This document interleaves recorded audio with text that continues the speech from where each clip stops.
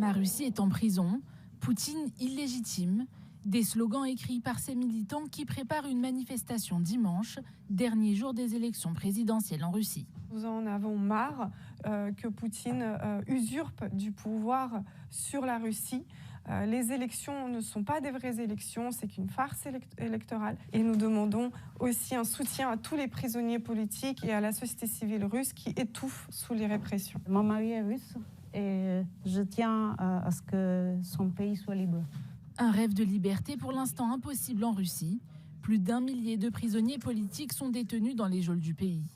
Parmi eux, Sacha Skotilenko, artiste et musicienne. Elle est emprisonnée depuis 2 ans pour avoir échangé des étiquettes de prix dans un supermarché à Saint-Pétersbourg par des messages anti-guerre en Ukraine.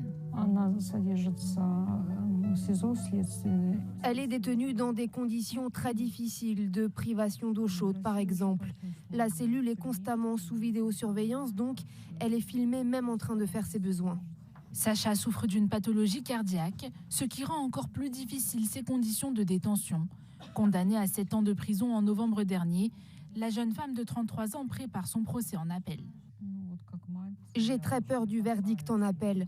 J'ai peur qu'elle soit envoyée dans une prison très éloignée où elle n'aura plus la possibilité d'avoir de l'aide médicale et surtout que sa peine soit rallongée à cause des manipulations du régime.